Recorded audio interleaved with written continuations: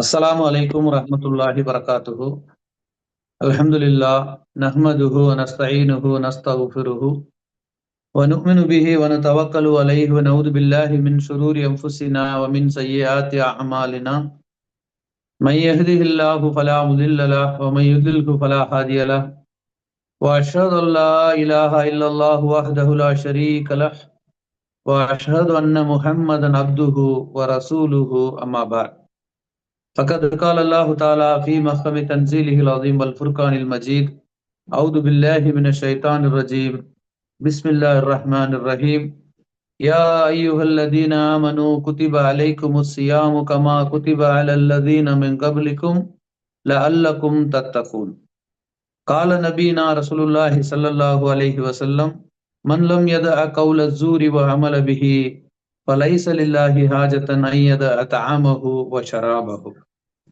கண்ணியத்திற்குரிய எல்லாம் வல்ல அல்லாஹு ஜல்லஷானு தாலாவின் நல்லடியார்களே, எனதருமை சகோதர சகோதரிகளே, அல்லாஹு ரப்புல் ஆலமீன் நமக்கு அருளி இருக்கும் தீனுல் இஸ்லாத்தை அதன் தூய்மையான வடிவில் அறிந்து அதன் அடிப்படையில் நம்முடைய வாழ்வை அமைத்துக் கொள்ள வேண்டும் என்ற உயர்ந்த ஒரு நோக்கத்திலே இந்த ரமதானுடைய மாதத்திலே மார்க்க விஷயங்களை நாம் அறிந்து கொள்வதற்காக இஃப்தாருக்கு முன்பாக மாதம் முழுவதும் தொடராக இந்த நிகழ்ச்சியை நடத்துவதற்கு நாம் ஏற்பாடு செய்துள்ளோம். அல்லாஹ்வுடைய மாபெரும் கிருபையினால் இன்றைய தினம் ரமதானை வரவேற்போம் என்ற ஒரு தலைப்பின் கீழ் ரமதானை பற்றிய சில விஷயங்களை உங்களுக்கும் எனக்கும் ஞாபகப்படுத்திக் கொள்ளக்கூடிய ஒரு அமர்வாக இன்றைய தினம் இருக்கும் இன்ஷா அல்லாஹ். அல்லாஹு ரப்புல் ஆலமீன் தனது திருமறையிலே யா அய்யுஹல்லதீன ஆமனு குத்திப அலைக்குமுஸ் ஸியாமு கமா குத்திப அலல்லதீன மின் கப்லிக்கும் லஅல்லக்கும் தத்தகூன். விசுவாசம் கொண்ட மக்களே, உங்களுக்கு முன் சென்ற சமுதாயத்தவர்களைப் போல் உங்களுக்கு நோன்பு கடமையாக்கப்பட்டுள்ளது, இதன் மூலம் நீங்கள் இரையச்சமுடையவர்களாக ஆகலாம் என்று அல்லாஹு ரப்புல் ஆலமீன் தனது திருமறையிலே சொல்லி காட்டுகின்றான். அல்லாஹுடைய தூதர் ரசூலுல்லாஹி ஸல்லல்லாஹு அலைஹி வஸல்லம் அவர்கள் நோன்பை பற்றி ஏராளமான முன் அறிவிப்புகளையும் நோன்புகளிலே நாம் பின்பற்றக்கூடிய விஷயங்களையும் நோன்பினால் கிடைக்கக்கூடிய சிறப்புகளையும் நமக்கு ஏராளமாக சொல்லி இருக்கின்றார்கள். அதையெல்லாம் நாம் இன்னும் மற்ற அறிஞர்கள் மூலம் தொடராக நீங்கள் செவியேற்கலாம். குறிப்பாக அல்லாஹுடைய தூதர் நபி ஸல்லல்லாஹு அலைஹி வஸல்லம் சொல்லி காட்டுகின்றார்கள், மன்லம் யத கவுல ஸூரி வ அமல பிஹி ஃபலைஸ லில்லாஹி ஹாஜத்தன் ஐயத தாமஹு வ ஷராபஹு. யார் ஒருவர் பொய் பேசுவதை விட்டும் தன்னை காத்துக்கொள்ளவில்லையோ, பொய் பேசுவதை விட்டு விடவில்லையோ, அந்த பொய்யான காரியங்களாக இந்த உலகத்தில் எதுவெல்லாம் இருக்கின்றதோ அதிலிருந்தும் தன்னை அவர் தடுத்துக் கொள்ளவில்லையோ, அப்படிப்பட்ட ஒருவர் உண்ணாமல் பருகாமல் இருப்பதனால் அல்லாஹ்விற்கு எந்த தேவையும் இல்லை என்று நபி ஸல்லல்லாஹு அலைஹி வஸல்லம் சொல்லி காட்டுகின்றார்கள். ஆக இதில் பொய் என்ற அந்த ஒரு விஷயம் வருகின்ற காரணத்தினால் அதை பற்றி முழுமையாக நாம் இந்த நோன்பின் சிறப்புகள், நோன்பு நமக்குள் ஏற்படுத்தக்கூடிய மாற்றங்கள் என்ற தலைப்பின் கீழ் நாம் என்ன செய்வோம், அதை பார்ப்போம். ஒவ்வொரு நாளும் ஒவ்வொரு அமர்விலே பார்ப்போம். இன்றைய தினம் குறிப்பாக ரமதானை நாம் வரவேற்க வேண்டும் என்று சொன்னால், இந்த ரமதானுடைய வரவேற்பு என்பது முஸ்லிம்களுடைய உள்ளத்திலே எப்படி இருக்கின்றது? அல்ஹம்துலில்லாஹ். நமக்கு இந்த உலகமே ஒரு மாற்றம் அடைந்தது போல் நேற்றைய தினத்தை விட இன்றைய தினத்திலே நீங்கள் எங்கு சென்றாலும் ஒரு மிகச்சிறந்த ஒரு மாற்றத்தை நம்மால் காண முடிகின்றது. குறிப்பாக இந்த மாற்றத்தை நாம் பள்ளிவாசலிலே பார்க்கின்றோம். அல்ஹம்துலில்லாஹ். வழக்கமாக நாம் ஃபஜருக்கு செல்லக்கூடிய அந்த பள்ளிவாசல் சற்று தாமதமானால் நமக்கு பள்ளிவாசலுக்குள்ளே இடம் கிடையாது. எந்த தொழுகைக்கு? நான் ஜும்மாவை பற்றி சொல்லவில்லை, ஃபஜருடைய தொழுகைக்கு இதுதான் நிலைமை. மாஷா அல்லாஹ். துஹருக்கும் அஸருக்கும் பள்ளிவாசல்கள் நிரம்பி வழிவதை நாம் பார்க்கின்றோம். இதிலிருந்தே ரமதானை ஒரு சிறந்த முறையிலே இந்த சமுதாயம் வரவேற்று இருக்கின்றது என்பதை நம்மால் காண முடிகின்றது. ஆனாலும் எனது சகோதரர்களே, உண்மையிலே அல்லாஹ் சுப்ஹானஹு வ தஆலா எந்த ஒரு நோக்கத்திற்காக ரமதானை நமக்கு அந்த நோன்பை கடமையாக்கினானோ அந்த நோக்கத்தை நாம் அடைய வேண்டும். அந்த நோக்கத்தை நாம் அடையவில்லை என்று சொன்னால் நம்முடைய ஏற்பாடுகள் எல்லாம் ஒரு வெற்று உழைப்பாக மாறிவிடும். நாம் என்னவெல்லாம் ரமதானை எதிர்நோக்குகிறோம் என்று சொன்னால், ரமதான் என்று விட்டாலே அதன் பல நன்மைகள் நமக்கு இருப்பதை விளங்கித்தான் அதை நாம் என்ன செய்கின்றோம், வரவேற்கின்றோம். உதாரணத்திற்கு, நாம் சில விஷயங்கள் அல்லது நம்முடைய வீட்டில் ஏதேனும் ஒரு செயல்பாடு என்று சொன்னால் அதற்கு சிலரை நாம் வரவேற்று இருப்போம். அவர்கள் நம்முடைய வீட்டுக்கு வந்து கொண்டே இருப்பார்கள். நண்பர்கள் வருவார்கள், உறவினர்கள் வருவார்கள், இன்னும் நமக்கு தெரிந்த நபர்கள் எல்லாம் வருவார்கள். அந்த வரக்கூடிய நபர்களை பொறுத்து நாம் அவர்களை வரவேற்கக்கூடிய முறையும் நம்முடைய முகத்திலே ஏற்படக்கூடிய அந்த பிரகாசமும் வேறுபடும். உதாரணத்திற்கு, நாம் எதிர்பார்க்காத ஒருவர் நம்முடைய வீட்டிற்கு வந்தார் என்று சொன்னால் நமக்கு கையும் ஓடாது காலும் ஓடாது. இப்படி நாம் யாரை வரவேற்கிறோம் என்பதை பொறுத்துத்தான் நம்முடைய அந்த வரவேற்பு மகிழ்வாகவும் சிறந்ததாகவும் அமைகின்றது. அப்போ ரமதானுடைய மாதத்தை நாம் வரவேற்கிறோம் என்று சொன்னால் எதற்காக வரவேற்கின்றோம்? இந்த மாதத்திற்கென்று பல்வேறு சிறப்புகளை நபி ஸல்லல்லாஹு அலைஹி வஸல்லம் சொல்லியிருக்கின்றார்கள். அந்த சிறப்பு கடந்த மாதத்தில் இருந்ததில்லை, எதிர்வரும் மாதத்தில் இருக்க போவதும் இல்லை. அடுத்த ஆண்டு வேணுமானால் இப்படி ஒரு ரமதான் கண்டிப்பாக இருக்கும். ஆனால் நாம் இருப்போமா என்பது தெரியாது. ஆகவே எனது அருமை சகோதரர்களே, கிடைத்த இந்த ரமதானுடைய மாதத்தை சரியான முறையிலே நாம் பயன்படுத்தி இதுல செய்யக்கூடிய அமல்களை இதை முறையாக நாம் செய்து, குறிப்பாக ஒரு முஸ்லிம் ரமதானுடைய ஒவ்வொரு நொடியையும் சரியான முறையில் பயன்படுத்திக் கொள்வான். அவன் ரமதானுடைய நன்மைகளை அறிந்தவனாக இருந்தால். அப்ப அந்த நன்மைகளை நாம் அறிந்து கொள்வதற்காகத்தான் நாம் என்ன செய்கிறோம்? இது போன்ற நிகழ்ச்சிகளை ஏற்பாடு செய்கின்றோம். இதில் பேசக்கூடிய உலமாக்கள் ரமதானை பற்றி இருக்கக்கூடிய எல்லா விஷயங்களையும் சொல்லுவார்கள். ரமதான் என்று சொல்லுவது ஒரு சாதாரண ஒரு மாதம் அல்ல. இந்த மாதத்திற்குரிய சிறப்புகளிலே மிக சிறந்த சிறப்பு என்னவென்று சொன்னால், அல்லாஹுடைய தூதர் ரசூலுல்லாஹி ஸல்லல்லாஹு அலைஹி வஸல்லம் அவர்கள் தங்களுடைய மிம்பரிலே ஜும்மாவுடைய தினத்திலே தொழுகைக்காக படிக்கட்டிலே கால் வைக்கும் பொழுது ஆமீன் என்று சொன்னார்கள். நம்ம எல்லாருக்கும் தெரிந்த ஒரு ஹதீஸ். நபி ஸல்லல்லாஹு அலைஹி வஸல்லம் அந்த 3 படிகளிலும் ஆமீன் ஆமீன் ஆமீன் என்று சொன்னார்கள் என்ற செய்தியை நாம் பார்க்கின்றோம். ஆதாரபூர்வமான செய்தி, உலமாக்கள் அனைவராலும் அறிஞர் பெருமக்களால் ஒப்புக்கொள்ளப்பட்ட ஒரு செய்தி. அப்ப இந்த செய்தியை கேள்விப்பட்டு ஒரு சிலர் தாங்கள் உலமாக்களாக இருக்கக்கூடிய சிலர் படியிலே ஏறும்போது ஆமீன் சொல்லுவதும் சில இடங்களிலே நடக்கின்றது. இது மார்க்கத்தில் இல்லாதது. அல்லாஹ்வுடைய தூதர் நபி ஸல்லல்லாஹு அலைஹி வஸல்லம் அவர்கள் எல்லா ஜும்மாவிலும் மிம்பரில் ஏறும் பொழுது ஆமீன் சொல்லிக் கொண்டு இருக்கவில்லை. குறிப்பாக ஒரே ஒரு தினத்தில் தான் இவ்வாறு செய்தார்கள். ஆகவே அதை நாம் பின்பற்றி நாமும் ஜும்மாவுடைய மிம்பரிலே ஏறும் பொழுது ஆமீன் சொல்ல வேண்டும் என்பதாக சிலர் அறியாமையில் விளங்கி வைத்திருக்கின்றார்கள். இப்போது அது ஓரளவு குறைந்திருக்கின்றது. ஆனாலும் அப்படி ஒரு தகவல் மக்கள் மத்தியிலே இருக்கும் பட்சத்தில், உலமாக்கள் மத்தியில இருக்கும் பட்சத்தில் அதை சொல்லி காட்டுவது, சுட்டி காட்டுவதும் நம்முடைய கடமையாக இருக்கின்றது. அப்ப அல்லாஹ்வுடைய தூதர் நபி ஸல்லல்லாஹு அலைஹி வஸல்லம் வழக்கத்திற்கு மாற்றமாக ஆமீன் ஆமீன்னு சொன்னா சஹாபாக்கள் சும்மா இருந்துருவாங்களா?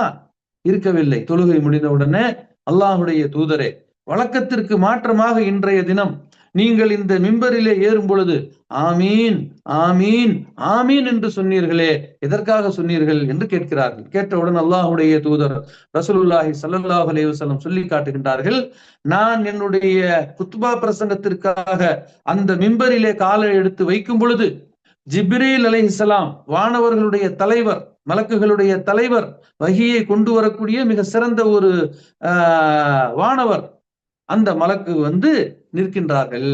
எங்கிருந்து வந்து விட்டார்கள்? அல்லாஹ்வின் புறத்திலிருந்து வந்திருக்கின்றார்கள். அல்லாஹ்வின் புறத்திலிருந்து ஒரு செய்தியை கொண்டு வந்திருக்கிறார்கள். என்ன செய்தி என்று சொன்னால், அந்த இடத்திலே நபி ஸல்லல்லாஹு அலைஹி வஸல்லம் அவர்களை பார்த்து சொல்லுகின்றார்கள், யார் ஒருவர் என்னுடைய பெயரை கேட்டு ஸலவாத்து சொல்லவில்லையோ அவர் நாசமாகட்டும் என்று ஜிப்ரீல் அலைஹிஸ்ஸலாம் சொன்னார்கள். நான் ஆமீன் என்று சொன்னேன் என்று நபி ஸல்லல்லாஹு அலைஹி வஸல்லம் சொன்னாங்க. இரண்டாவது படியிலே காலடி வைக்கும் பொழுது, யார் ஒருவர் தன்னுடைய பெற்றோரில் இருவரையோ அல்லது ஒருவரையோ வயது முதிர்ந்த நிலையில் அடைந்திருந்தும் அவர்களுக்கு பணிவிடை செய்வதன் மூலம் அவன் சொர்க்கத்தை அடையவில்லையோ அவன் நாசமாகட்டும் என்று ஜிப்ரீல் அலைஹிஸ்ஸலாம் சொன்னார்கள். நான் அதுக்கு தான் இரண்டாவது படியில ஆமீன் சொன்னேன் என்று நபி ஸல்லல்லாஹு அலைஹி வஸல்லம் சஹாபாக்களுக்கு விளக்க சொல்றாங்க. இப்படி சொல்லிட்டு மூணாவது படியை பற்றி சொல்லும்போது சொல்றாங்க, யார் ஒருவர் ரமதான் மாதத்தை அடைந்தும் அந்த மாதத்தை பயன்படுத்தி அதன் மூலம் யார் சொர்க்கம் செல்லவில்லையோ அவன் நாசமாகட்டும் என்று சொன்னார்கள். நான் அதற்கும் ஆமீன் என்று சொன்னேன் என்று அல்லாஹ்வுடைய தூதர் நபி ஸல்லல்லாஹு அலைஹி வஸல்லம் சொன்ன ஹதீஸ் நம்ம எல்லோருக்கும் தெரியும். அந்த ஹதீஸை நாம எப்படி விளங்கி வச்சிருக்கின்றோம்? இந்த 3 முத்தான வாய்ப்புகளை நாம் நம்முடைய வாழ்நாளில பயன்படுத்தி இருக்கின்றோமா? முதல் வாய்ப்பு, நபி ஸல்லல்லாஹு அலைஹி வஸல்லம் அவருடைய பெயரை கேட்டால் ஸலவாத்து சொல்லுவது. இன்று மார்க்க அறிஞர்களில் பெரும்பாலானவர்களுக்கு ஸலவாத்து சொல்லுவது என்பது மிக கஷ்டமான ஒரு காரியமாக இருக்கின்றது. எங்கே நபி ஸல்லல்லாஹு அலைஹி வஸல்லம் பெயரை நான் சொல்லி ஸலவாத்து சொன்னால் என்னுடைய பேங்கில் இருக்கக்கூடிய 10 லட்சம் 9 லட்சமாக மாறிவிடுமோ என்ற ஒரு தயக்கம் அவர்களிடத்தில் நாம் விளையாட்டுக்காக சொல்லவில்லை, வீணுக்காக சொல்லவில்லை. உண்மையிலேயே இந்த காலகட்டத்தில் உலமாக்களிடத்திலே, அறிஞர்களிடத்திலே, மார்க்க பிரச்சாரம் செய்யக்கூடிய மனிதர்களிடத்திலே இந்த சலவாத்தை பார்ப்பதும் கேட்பதும் அரிதாகி விட்டதை கடந்த பல ஆண்டுகளாக ஆய்வு செய்து இந்த உரையை நாம் சமர்ப்பிக்கின்றோம். மார்க்க அறிஞர்கள் என்று சொல்லிக் கொள்கின்றார்கள். அல்லாஹ்வுடைய தூதர் நபி ஸல்லல்லாஹு அலைஹி வஸல்லம் அவர்களை சொல்லாமலே அவர்கள் செய்திகளை சொல்ல முற்படுகின்றார்கள். அப்படியே வந்து சொன்னாலும் அவங்க இவங்க நபிங்க, இது யாரை நீங்கள் குறிப்பிட்டு பேசுகின்றீர்கள்? அல்லாஹ் ரப்புல் ஆலமீன் தனது திருமறையில் அல்லாஹ்வுடைய தூதரை உங்களில் மற்றவரை அழைப்பது போல் நீங்கள் அழைக்க கூடாது என்று தடை விதித்திருக்கின்றான். அல்லாஹ்வுடைய தூதர் நபி ஸல்லல்லாஹு அலைஹி வஸல்லம் அவருடைய காலத்தில் வாழ்ந்த மக்களுக்கு அல்லாஹ்வுடைய தூதர் நபி ஸல்லல்லாஹு அலைஹி வஸல்லம் சிலருக்கு தந்தையாக இருந்தார், சிலருக்கு சித்தப்பாவாக இருந்தார், சிலருக்கு மாமாவாக இருந்தார், சிலருக்கு அண்ணனாக இருந்தார், சிலருக்கு தம்பியாக இருந்தார். யாராச்சும் வந்து தம்பி நல்லா இருக்கலாம்னு கேட்டாங்களா? மூமின்கள் யாரும் கேட்டதில்லை. யூதர்கள் தான் வந்து என்ன செய்வார்கள்? அவர்கள் வந்து புனை பெயர்களை வைத்தும் அல்லாஹ்வுடைய தூதர் நபி ஸல்லல்லாஹு அலைஹி வஸல்லம் பெயரை கொண்டும் அழைப்பார்கள். நீங்களும் ஹதீசுகளிலே வந்து பார்க்கலாம். அல்லாஹ்வுடைய தூதர் நபி ஸல்லல்லாஹு அலைஹி வஸல்லம் அவர்களை புனை பெயர்களாலும் அல்லது நபி ஸல்லல்லாஹு அலைஹி வஸல்லம் பெயர்களாலும் தான் அவர்கள் அழைப்பார்கள், குறிப்பிடுவார்களே தவிர ரசூலுல்லாஹ் என்று சொல்ல மாட்டார்கள், ஸல்லல்லாஹு அலைஹி வஸல்லம் என்று அவர்கள் சொல்ல மாட்டார்கள். யூதர்கள் அவ்வாறு சொல்லுவதிலிருந்து தங்களை காத்துக் கொண்டார்கள். ஏனென்றால் அவர்கள் தூதரை தூதராக ஏற்றுக்கொள்ளவில்லை. இதுதான் அங்கே வந்து உள்ள பிரச்சனை. ஆனால் முஸ்லிம்களாக இருக்கக்கூடிய நாம் நம்முடைய தூதர் நபீனா ரசூலுல்லாஹி ஸல்லல்லாஹு அலைஹி வஸல்லம் அவர்களை நம்முடைய உறவினர்களை அழைப்பது போல் அழைக்க அல்லாஹ் தடை விதித்து விட்டான். ஆகவே பிள்ளைகள் தாய் தந்தை என்று அழைக்க முடியாது, உறவினர்கள் உறவை சொல்லி அழைக்க முடியாது. யாராக இருந்தாலும் யா ரசூலல்லாஹ், அல்லாஹ்வுடைய தூதரே என்றுதான் அழைக்க வேண்டும். அப்ப அந்த அல்லாஹ்வுடைய தூதர் நபி ஸல்லல்லாஹு அலைஹி வஸல்லம் வேறு சந்தர்ப்பங்களிலே சொல்லுகின்றார்கள், நீங்கள் எங்களை புகழ்வதாக இருந்தால், நீங்கள் என்னை புகழ்வதாக இருந்தால் அல்லாஹ்வுடைய தூதர் என்று சொல்லுங்கள், அல்லாஹ்வுடைய அடிமை என்று சொல்லுங்கள். இந்த ரெண்டுமே எனக்கு புகழுக்குரியதுதான். மூன்றாவதாக ஒன்றை நபி ஸல்லல்லாஹு அலைஹி வஸல்லம் விரும்பவே இல்லை. நீங்கள் கண்மணி நாயகம் என்று சொன்னாலும், நபிகள் நாயகம் என்று சொன்னாலும், அல்லது எந்த பெயரை கொண்டு நீங்கள் சொன்னாலும் இதை நபி ஸல்லல்லாஹு அலைஹி வஸல்லம் விரும்பவில்லை. நபி ஸல்லல்லாஹு அலைஹி வஸல்லம் காலத்தில் சஹாபாக்கள் யாரும் அவ்வாறு குறிப்பிட்டதில்லை. சஹாபாக்கள் எல்லோரும் யா ரசூலுல்லாஹ் என்பதை தவிர வேறு வார்த்தைகளை கொண்டு அழைக்கவில்லை. புகழ்வதாக இருந்தால் என்னை அல்லாஹ்வுடைய அடிமை என்று சொல்லுங்கள் என்று நபி ஸல்லல்லாஹு அலைஹி வஸல்லம் சொல்றாங்க. சுப்ஹானல்லாஹ். அல்லாஹ்வுடைய அடிமை தானே மறுமையில் வெற்றி பெறக்கூடியவன். இந்த உலகத்திலே நீங்கள் சிறந்த ஒரு ஆசிரியர் என்ற ஒரு பட்டத்தை பெற்றுக்கொண்டு, சிறந்த ஆசிரியர் என்ற பட்டம் அவரை சொர்க்கத்துக்குள்ளே விடுமா? விடாது. சிறந்த மனிதர் என்ற ஒரு பட்டம், சிறந்த கவிஞர் என்ற ஒரு பட்டம், சிறந்த கலைஞர் என்ற ஒரு பட்டம் இந்த உலகத்திற்கு எல்லா மக்களும் சேர்ந்து கொடுத்தாலும் அந்த மனிதனை அந்த பட்டம் சொர்க்கத்திற்கு அழைத்து செல்லாது என்பதை மிக தெளிவாக விளங்கிய அல்லாஹ்வுடைய தூதர் நபி ஸல்லல்லாஹு அலைஹி வஸல்லம், என்னை புகழ்வதாக இருந்தால் நீங்கள் எப்படி புகழணும்? அல்லாஹ்வுடைய அடிமை என்று புகழ வேண்டும். அப்துல்லா என்று சொல்லுங்கள், அப்துஹு என்று சொல்லுங்கள். இதுதான் எனக்கு புகழ்ச்சிங்கிறாங்க. இல்ல அதுக்கு மேல நான் புகழணும், அல்லாஹ்வுடைய தூதர் என்று சொல்லுங்கள், ரசூலுல்லாஹ் என்று சொல்லுங்கள். அப்படி நீங்கள் சொல்லும் பொழுது அல்லது பிறர் சொல்லுவதை நீங்கள் கேட்கும் பொழுது என் மீது யார் ஸலவாத்து சொல்லவில்லையோ அவன் நாசமாகட்டும். ஒரு சிலர் ஒரு முறை சொன்னால் போதும்ங்கிறாங்க. ஏன் 10 முறை சொன்னா உங்களுக்கு 10 10 100 நன்மை கிடைச்சிடக்கூடாது என்பதா? இன்னல்லாஹ வ மலாயிகத்தஹு யுஸல்லூன அலன் நபி யா அய்யுஹல்லதீன ஆமனு ஸல்லு அலைஹி வ ஸல்லிமு தஸ்லீமா. அல்லாஹ் சொல்லி காட்டுகின்றான். அல்லாஹ்வுடைய வசனங்களை ஒவ்வொரு ஜும்மாவிலும் பார்க்கின்றோம். ஜும்மா வந்து விட்டால் அல்லாஹ்வுடைய தூதருக்கு ஸலவாத்து சொல்லுங்கள் என்ற செய்தியை நம்முடைய சமூக வலைத்தளங்களில் பரப்பக்கூடியவர்களாக இருக்கின்றோம். நம்முடைய நாவால் சொல்லக்கூடியவர்களாக நாம் இருக்கின்றோமா? காப்பி பேஸ்டும் உங்களுடைய ஷேர்களும் உங்களுக்கு நன்மை பெற்று தந்துவிடும் என்று நினைக்கின்றீர்களா? அல்லாஹ்வுடைய தூதர் நபி ஸல்லல்லாஹு அலைஹி வஸல்லம் பெயரை உங்களுடைய வாயால் சொல்லும் பொழுது ஏன் உங்களுக்கு ஸலவாத்து சொல்லுவதற்கு மனம் வரவில்லை? அதைத்தான் ஜிப்ரீல் அலைஹிஸ்ஸலாம் வந்து சொன்னார்கள், நபியே உங்களுடைய பெயரை கேட்டு ஒருவன் ஸலவாத்து சொல்லவில்லை என்றால் அவன் நாசமாகட்டும் என்று சொன்னார்கள். ஏன் இப்படி சொல்றீங்க என்று நபி ஸல்லல்லாஹு அலைஹி வஸல்லம் சொன்னாங்களா? ஆமீன் தான் சொன்னாங்க. ஏன்னா சொல்லி அனுப்புனது அல்லாஹ், வந்து சொல்லுவது அல்லாஹ்வுடைய தூதர், மலக்குகளுடைய தலைவர் ஜிப்ரீல் அலைஹிஸ்ஸலாம். அங்கே அப்பீல் பண்ணுவதற்கோ மாற்றம் செய்வதற்கோ அல்லாஹ்வுடைய தூதருக்கு அனுமதி இல்லை. ஒரு வஹி வந்து விட்டது. கருத்து சொல்லியிருக்காங்க நபி ஸல்லல்லாஹு அலைஹி வஸல்லம். இதுவரைக்கும் அல்லாஹ்வுடைய தூதர் ரசூலுல்லாஹி ஸல்லல்லாஹு அலைஹி வஸல்லம் எத்தனை முறை வஹி வந்தது? ஏதேனும் ஒரு வஹியை நபி ஸல்லல்லாஹு அலைஹி வஸல்லம் கருத்து சொன்னாங்களா? அதுக்கு அல்லாஹ் தீர்மானிச்சான், அதுக்கு அல்லாஹ் தேர்ந்தெடுத்தான். நிச்சயமாக இன்னமா அலைக்க பலாகுல் முபீன், நாம சொல்றதை எடுத்து மக்களுக்கு தெளிவாக சொல்லுவதுதான் உங்களுடைய கடமை என்றல்லவா அல்லாஹ்வுடைய தூதரை அல்லாஹ் கண்டித்து சொல்லி காட்டினான். அதே போல அல்லாஹ்வுடைய தூதர் ரசூலுல்லாஹி ஸல்லல்லாஹு அலைஹி வஸல்லம் பார்த்து ஃபஸ்த மா துமர் என்று அல்லாஹ் சொல்லி காட்டுகின்றான். உனக்கு எதை சொன்னோமோ இதை மக்களிடத்தில் சொன்னால் மக்கள் என்ன நினைப்பார்கள், யாரேனும் தவறாக விளங்கிக் கொள்வார்களோ, அவர் என்ன நினைப்பார், இவர் என்ன நினைப்பார். மார்க்கத்தை பேசக்கூடிய ஒரு மனிதனிடத்திலே அவர் என்ன நினைப்பார், இவர் என்ன நினைத்தால் அவன் மார்க்கம் பேச தகுதியற்றவன். அந்த மார்க்கத்தை இந்த உலகத்திற்கு கொண்டு வந்த அல்லாஹ்வுடைய தூதர் நபி ஸல்லல்லாஹு அலைஹி வஸல்லம் அவர்களுக்கு அல்லாஹ் கொடுத்த ட்ரைனிங் இது. போட்டு உடை. ஒரு கண்ணாடி பாத்திரம் கையில இருந்து போட்டு உடைச்சா என்ன ஆகும், சல்லுன்னு அப்படியே தெரிக்கும் எல்லா இடத்துலையும். இப்படித்தான் உங்களுடைய கூற்று இருக்க வேண்டும், இப்படித்தான் உங்களுடைய பேச்சு இருக்க வேண்டும், இப்படித்தான் உங்களுடைய மார்க்கம் இருக்க வேண்டும். மார்க்கம் என்பது மிக தெளிவானது. அல்லாஹ்வுடைய நபி ஸல்லல்லாஹு அலைஹி வஸல்லம் வந்து சொல்லி காட்டுறாங்க, வெள்ளை வெளியேர் என்ற ஒரு மார்க்கத்தை நான் உங்களிடத்திலே விட்டு செல்கின்றேன். உங்களிடத்தில் இந்த மார்க்கத்திலே இரவும் உண்டு பகலும் உண்டு, ஆனால் அந்த இரவும் பகலை போன்றது என்று நபி ஸல்லல்லாஹு அலைஹி வஸல்லம் சொல்லி காட்டுகின்றார்கள். அப்படிப்பட்ட இந்த மார்க்கத்திலே ஒரு மிகப்பெரிய ஒரு அபாயகரமான கட்டத்தை நோக்கி அறிஞர்கள் என்று சொல்லக்கூடியவர்கள் அல்லாஹ்வுடைய தூதர் நபி ஸல்லல்லாஹு அலைஹி வஸல்லம் பெயரை 10 முறை உச்சரிக்கின்றார்கள். ஒரு முறை கூட அவருக்கு ஸலவாத்து சொல்ல மனம் வரவில்லை. ஸலவாத்து சொல்லவில்லையே என்ற ஒரு சங்கடம் இல்லை. இது எப்படிப்பட்ட எதிர்காலத்தை நோக்கி சென்று கொண்டிருக்கிறோம் என்பதை பற்றி ஒரு கவலை இருக்கின்றதா?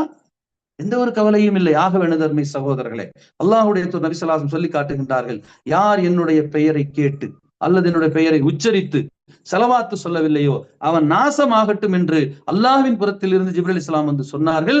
இதை கவனத்தில் வைத்துக் கொள்ளுங்கள்.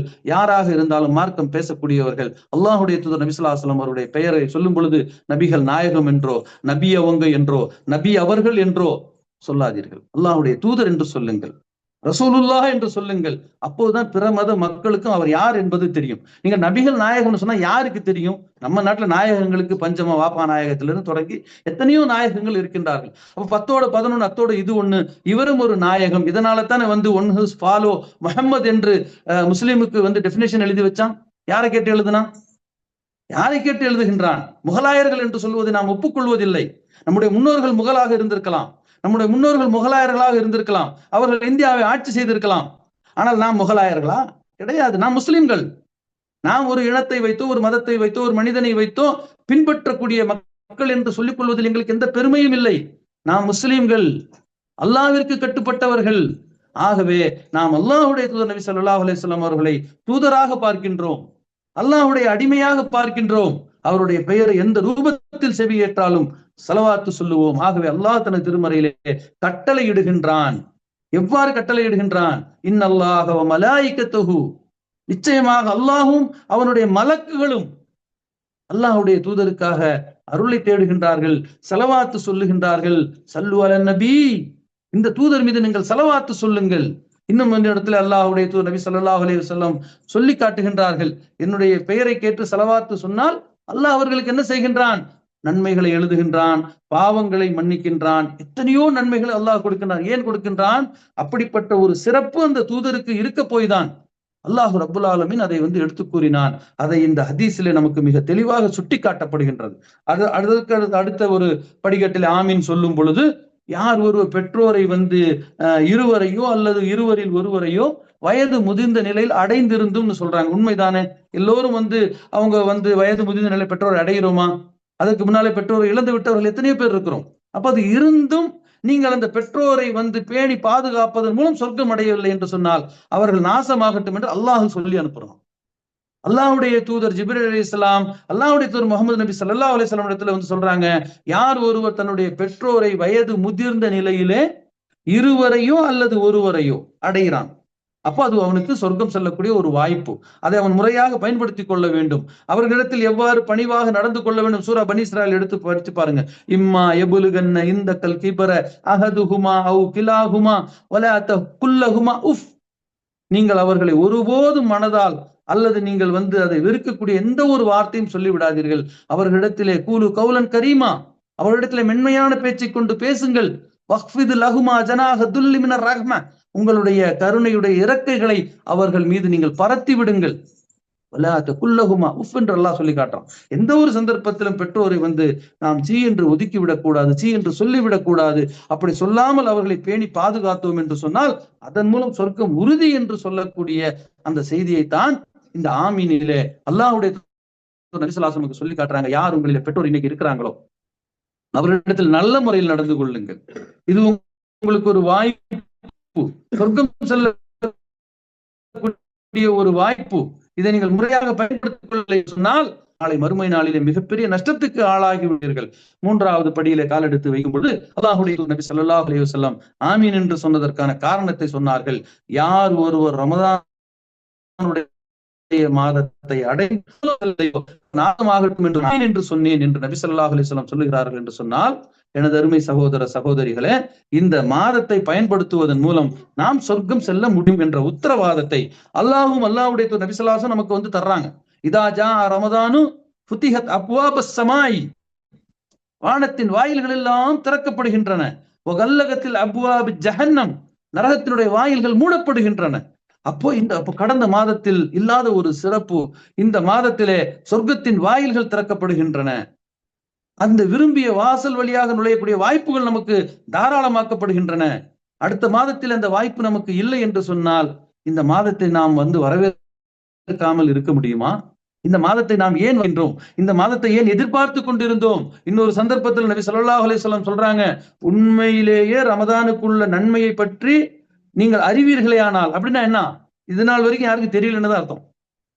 உண்மையிலேயே ரமதானில் உள்ள நன்மைகளை நீங்கள் அறிவீர்களே ஆனால் காலமெல்லாம் ரமதானாக இருக்க வேண்டும் என்று ஆசைப்படுவீர்கள்.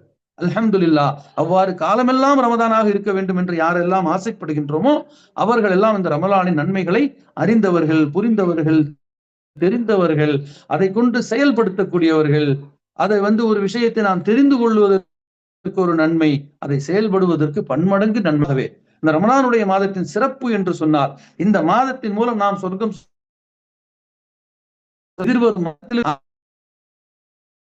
ஆகவே இந்த மாதத்தை நாம் வரவேற்போம். அல்லாஹுடைய மாதம் ரமதான் மாதம் என்று சொல்லக்கூடியது அல்லாஹுடைய அந்த புனிதமான மாதங்களை போல் ஒரு சிறப்புமிக்க ஒரு மாதம்.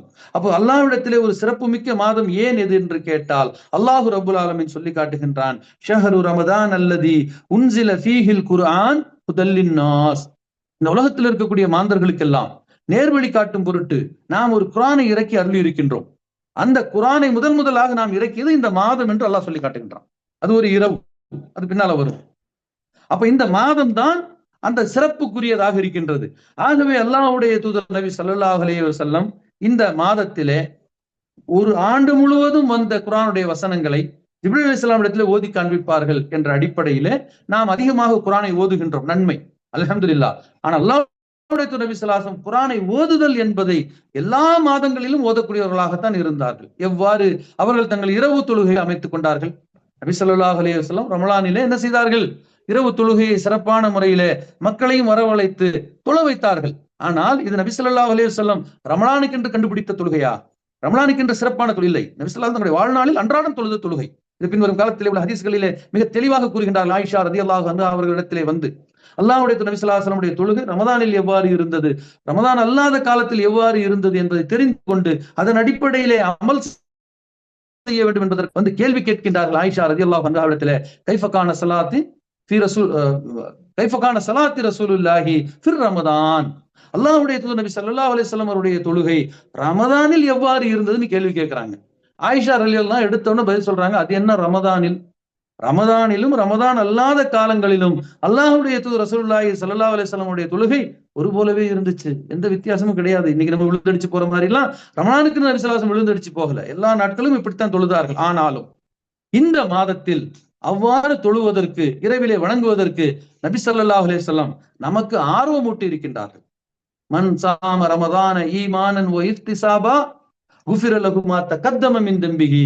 யார் ஒருவர் இந்த ரமலானுடைய மாதத்திலே விசுவாசம் கொண்டவனாக, அல்லாஹ்வின் மீதும் அல்லாஹ்வுடைய தூதர் மீதும் ஈமான் கொண்டவனாக இதற்கு நன்மை கிடைக்கும் என்ற ஒரு எதிர்பார்ப்போடு நோன்பு நோக்கின்றானோ, குஃபிர லஹு மா தகத்தம மின் தம்பிஹி, அவன் முற்செய்த பாவங்கள் மன்னிக்கப்படும் என்ற உத்தரவாதத்தை அல்லாஹ்வுடைய தூதர் நபி ஸல்லல்லாஹு அலைஹி வஸல்லம் சொல்லி காட்டுறாங்க. அடுத்ததாக சொல்லி காட்டுகின்றார்கள், மன் காம ரமதான ஈமானன் வ இஹ்திசாபன் குஃபிர லஹு மா தகத்தம மின் தம்பிஹி. யார் ஒருவன் ரமலானுடைய இரவிலே, மன் காம ரமதான ஈமானன் விசுவாசத்தோடு, ஒ இஹ்திசாபா எதிர்பார்ப்போடு, எதிர்பார்ப்பு இல்லாத எந்த ஒரு விஷயத்திலும் அங்கே ஆத்மார்த்தம் இருக்காது.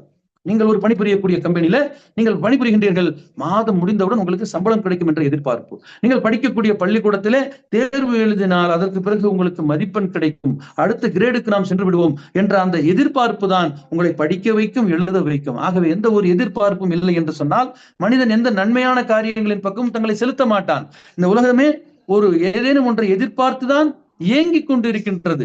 அப்போ மனிதனை அவ்வாறு அல்லாஹ் படைத்திருக்கின்றான். ஆகவே அல்லாஹ்வுடைய நபி ஸல்லல்லாஹு அலைஹி வஸல்லம் சொல்லி காட்டுகின்றார்கள், மன் காம ரமலான ஈமானன் வ இஹ்திசாபா, ஈமானோடு, நம்பிக்கையோடு, இறை விசுவாசத்தோடு, இறைவனிடத்தில் இதற்கு கூலி கிடைக்கும் என்ற எதிர்பார்ப்போடு யார் ஒருவர் இந்த ரமலானிலே இரவிலே நின்று வணங்குகின்றாரோ அவர் முற்செய்த பாவங்கள் மன்னிக்கப்படும் என்று அல்லாஹ்வுடைய தூதர் ரசூலுல்லாஹி ஸல்லல்லாஹு அலைஹி வஸல்லம் அவர்கள் இந்த மாதத்திலே சிறப்பான முறையில் உங்களுடைய தொழுகைகளை அமைத்துக் கொள்ளுங்கள்.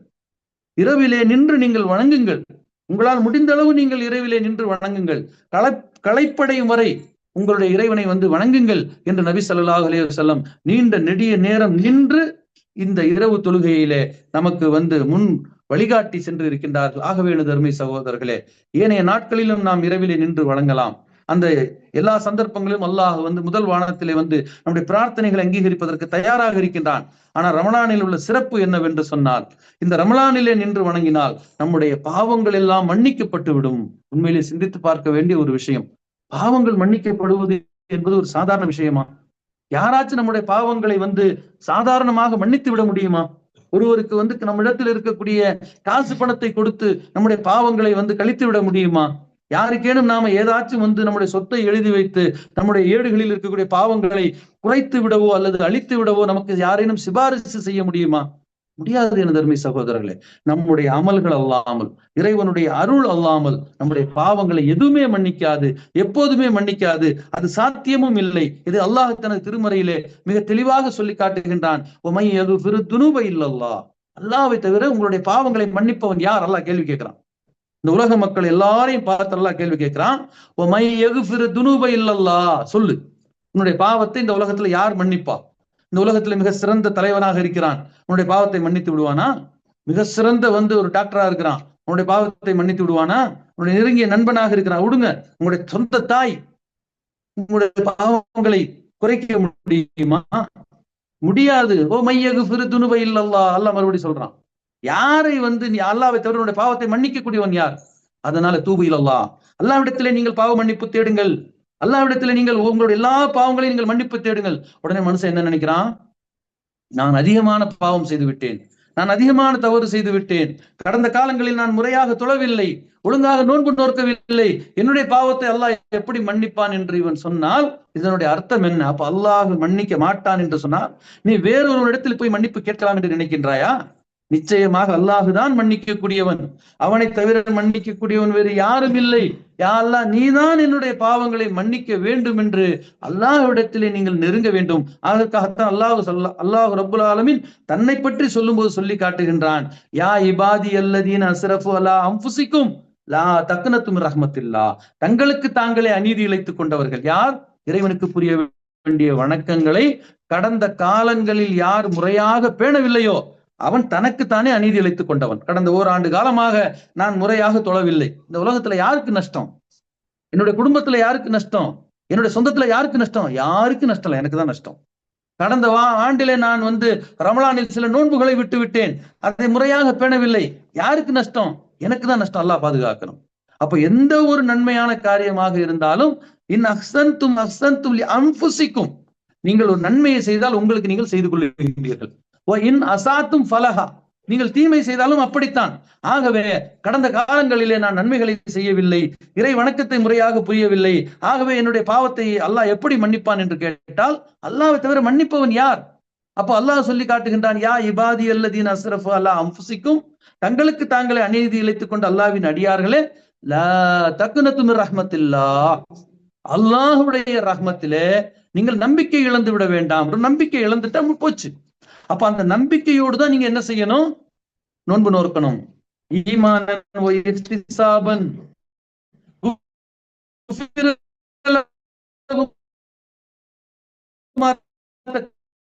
கத்தப மின் நம்பி எதிர்பார்ப்போடு நீங்கள் வணங்க வேண்டும். இந்த எதிர்பார்ப்பை தான் அல்லாஹ் விரும்புகின்றான். இதுதான் ஒரு மனிதனுடைய ஈமான். ஒரு ஈமான் என்பது இந்த உலகத்துல தொழுதுட்டு வந்தவுடனே உங்களுக்கு பரிசுகள் கொடுக்கப்படுவதில்லை.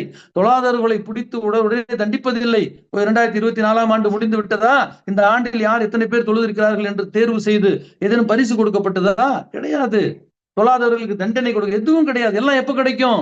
எல்லாம் அந்த நாளிலே கிடைக்கும். அப்ப அந்த நாளுடைய இறைவன் யார்? அன்றாடம் சொல்லுகின்றீர்களே, அன்றாடம் ஐவேளை தொழுகையில சொல்லுகின்றீர்களே, மாலிகி யௌமித்தீன், மாலிகி யௌமித்தீன், இதுக்கு என்ன அர்த்தம்? அந்த நாளின் அதிபதி, அந்த நாளில் அவனை தவிர வேறு யாருக்கும் அதிகாரம் இருக்காது. இன்னைக்கு இந்த உலகத்துல சிறிய ஒரு அதிகாரம் ஒருவனுக்கு வழங்கப்பட்டு விட்டால் அவன் நான் என்று சொல்லுகின்றான். அவனுக்கு கீழே இருக்கக்கூடியவர்கள் நசுக்கி விட ஆசைப்படுகின்றான். ஒரு குறிப்பிட்ட அளவிலே சொத்து சுகம் இருந்தால் அது என்னுடையது, இது என்னுடையது என்கிறான். அல்லாஹ்வுடைய நபி ஸல்லல்லாஹு அலைஹி வஸல்லம் சொல்லி காட்டுறாங்க. அல்லாஹ் ரப்புல் ஆலமீன் ஆயத்துல் ஹதீஸுல் குதுசியிலே சொல்லி காட்டுகின்றான். ஆதமுடைய மகன் என்னுடையது, என்னுடையது என்கின்றான். எது உன்னுடையது ஆதமுடைய மகனே? நபி ஸல்லல்லாஹு அலைஹி வஸல்லம் சொன்னாங்க, எது உன்னுடையது? இந்த உலகத்துல பல விஷயங்கள் என்னுடையதுன்னு நான் நினைச்சுக்கிட்டு இருக்கிறேன். இந்த நொடி நான் மரணித்தால் அது என்னுடையதல்ல. என் உடல் மீது இருக்கக்கூடிய ஆபரணங்கள் என்னுடையதல்ல, என் உடல் மீது இருக்கக்கூடிய ஆடை என்னுடையதல்ல, ஏன் என் உடல் மீது இருக்கும் அழுக்கும் என்னுடையதல்ல. இவை எல்லாமே உனக்கு கழுவி சுத்தப்படுத்தி உன்னை தூய்மையான நிலையிலே கொண்டு போய் அடக்கம் செய்யப்படும். ஆகவே ஆதமுடைய மகனே, என்னுடையது என்னுடையது என்று சொல்லுகின்றாயே, எது உன்னுடையது? நீ எதை உண்டு கழித்தாயோ அது உன்னுடையது, நீ எதை உடுத்து கிழித்தாயோ அது உன்னுடையது, நீ எதை கொடுத்து மகிழ்ந்தாயோ அது உன்னுடையது. ஆகவே இந்த மாதத்திலே அதிகமாக கொடுத்து மகிழ வேண்டும், கொடுத்து மகிழ வேண்டும். கொடுப்பதெல்லாம் எனக்கு உரியது, மீதம் வைப்பது எதுவும் என்னுடையது அல்ல. இதற்கு எந்த ஒரு உத்தரவாதத்தையும் அல்லாஹ்வுடைய தூதரோ கொடுக்கவில்லை. நன்மையானவற்றை சேகரித்து நீங்கள் உங்களுடைய குழந்தைகளுக்கு சேமித்து வைப்பது மார்க்கத்தில் தடுக்கப்பட்டதல்ல. ஆனால் தீமையான வழியில் நீங்கள் ஒரு பொருளை திரட்டி இந்த உலகத்திலே சேமித்து வைத்து விட்டு மரணித்து விடுவோமேயானால் அந்த தீமையான செல்வமும் குழந்தைகளுக்கு நன்மையா வாரிசு சொத்தா மாறிடும். ஆனா நமக்கு மறுமையில் அது நரக நெருப்பாக வந்து நின்றுவிடும். ஆகவே இந்த ரமலானில் மிகப்பெரிய ஒரு படிப்பினை, நமக்கு ஹலாலாக்கிய உணவை நாம் உண்ணாமல் இருந்து பயிற்சி எடுக்கின்றோம். நமக்கு தேவையான தண்ணீரை பார்ப்பதற்கு யாரும் இல்லை. அறை பூட்டப்பட்டு இருக்கின்றது, உணவு இருக்கின்றது, தண்ணீர் இருக்கின்றது.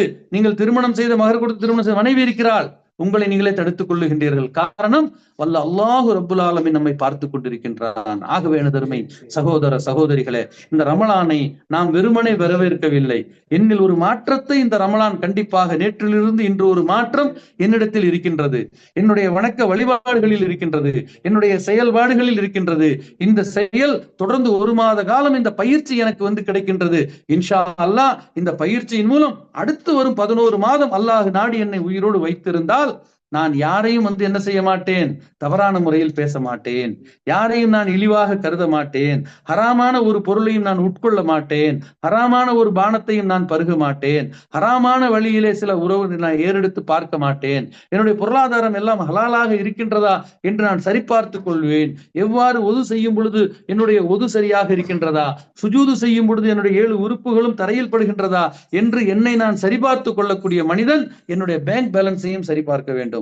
என்னுடைய வங்கியிலே இருக்கக்கூடிய அந்த பொருளாதாரம் எந்த வழியில் நான் சம்பாதித்தது, அதில் அல்லாஹ் எனக்கு கொடுக்கும்படி சொன்ன 2.5% நான் முறையாக கொடுத்து விட்டேனா? அல்லாஹ் சொல்லி காட்டுகின்றான், நாம் கொடுத்தவற்றிலிருந்து செலவு செய்வார்கள். ஆனா நான் என்ன நினைச்சிட்டு இருக்கேன், நான் சம்பாதிச்சதுங்கிறேன், அல்லாஹ் சொல்றான் நான் கொடுத்ததுங்கிறான். அப்ப எது உண்மை? நான் சம்பாதிச்சது உண்மைன்னு சொன்னா என்னுடைய அளவுக்கு அறிவு உள்ளவன் எல்லார்ட்டையும் சமமான சம்பளம் தான் இருக்கணும். என்ன அளவுக்கு படித்தவன்ட்ட எல்லார்ட்டையும் ஒரே ஊதியம் தான் இருக்கணும். ஆனா அப்படி இல்லையே, உலகத்துல அப்படியா இருக்குது? ஒரு டாக்டர் மாதிரியா இன்னொரு டாக்டர் இருக்கிறான், ஒரு இன்ஜினியர் மாதிரியா இன்னொரு இன்ஜினியர் இருக்கிறான், வேறுபாடு இருக்கின்றதே. அப்ப அல்லாஹ் தானே சொல்லி காட்டுறான், ஓ மிம்மா ரஸக்னாகும் யுன்ஃபிகூன், நாம் கொடுத்தவற்றில் இருந்து செலவு செய். அப்ப நம்மிடத்தில் இருக்கக்கூடிய அனைத்தும் நம்முடைய ரப்பு நமக்கு கொடுத்தது. அது எதற்காக அவன் கொடுத்தான்? கொடுத்ததை அவன் கண்டிப்பாக விசாரிப்பான், அவன் சோதிப்பான். அவன் சோதிக்காமல் மறுமை நாளில நம்முடைய காலடி அகலாது. லா துஸூலு கதுமா அபுதின் ஹத்தா யுஸ்அல மின் அர்பா. 4 விஷயங்களை பற்றிய ஒரு விசாரணை மறுமை நாளிலே உண்டு. உங்களுடைய வாழ்நாளில எந்த வழியில செலவு செய்தீர்கள், உங்களுடைய பொருளாதாரத்தை எந்த வழியில் சம்பாதித்தீர்கள், எந்த வழியில் செலவு செய்தீர்கள் என்று கேட்கும் பொழுது நாங்கள் சம்பாதிச்சது ஒழுங்கா சம்பாதிச்சிருந்தாலும் செலவு பண்ணதுல தவறு செஞ்சா அங்கே மாட்டிக்கொள்வோம். ஆகவே முறையாக நாம சம்பாதிச்சா மட்டும் பத்தாது, முறையாக மார்க்கம் அனுமதித்த வழியில நம்முடைய செலவுகளும் இருக்க வேண்டும் என்று அல்லாஹ்வுடைய தூதர் நபி ஸல்லல்லாஹு அலைஹி வஸல்லம் சொல்லி காட்டுகிறார்கள் என்று சொன்னால், இந்த மாதத்தை நாம் வெறுமனே வரவேற்கவில்லை.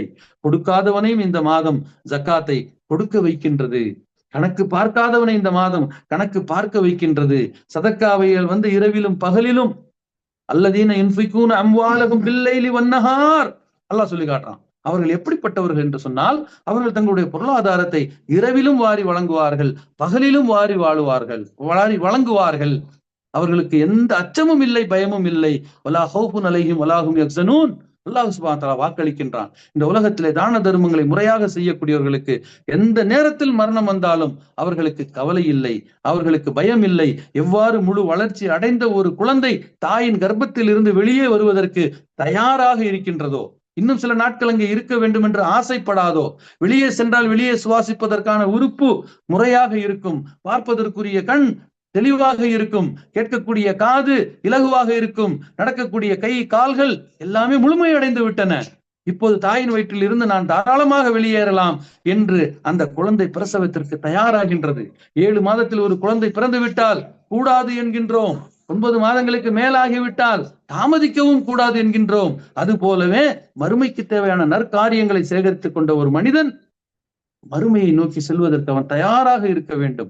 எவ்வாறு தாயின் வயிற்றிலிருந்து நான் பிறப்பதற்கு தயாராகின்றேன், அவ்வாறு பிறக்கும் பொழுது இந்த உலகமே என்னை சந்தோஷத்தோடு அதை எதிர்பார்க்கிறதோ, அப்படித்தான் அல்லாஹ்விற்கு புரிய வேண்டிய வணக்க வழிபாடுகளை முறையாக செய்து அவனுடைய கடமைகளை நிறைவேற்றி அவன் எந்த நோக்கத்திற்காக நம்மை படைத்தானோ அந்த நோக்கத்திற்காகவே வாழ்ந்து அந்த நோக்கத்திலேயே நாம் மரணிக்கிறோம் என்று சொன்னால், அது சுகப்பிரசவமாக ஒரு குழந்தை பிறப்பது போன்ற ஒரு மரணம்.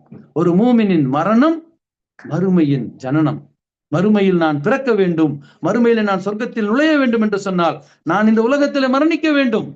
ஆகவே அல்லாஹ்வுடைய தூதர் நபி ஸல்லல்லாஹு அலைஹி வஸல்லம் சொல்லி காட்டுகின்றார்கள், ஒவ்வொரு கடமையான தொழுகைக்கு பிறகும் நீங்கள் ஆயத்துல் குர்சியை ஓதுங்கள். அல்லாஹ்வுடைய வல்லமை, அல்லாஹ்வுடைய சிஃபத்துகளை மிக தெளிவாக இந்த சமுதாயத்திற்கு எடுத்துக் கூறக்கூடிய ஒரு ஆயத்து. இதை நீங்கள் ஓதினீர்கள் என்று சொன்னால் நீங்கள் சொர்க்கம் செல்லுவதற்கு தடையாக இருப்பது மரணத்தை தவிர வேறு இல்லைங்கிறீங்க, வேறு இல்லை என்று நபி ஸல்லல்லாஹு அலைஹி வஸல்லம் சொல்றாங்க.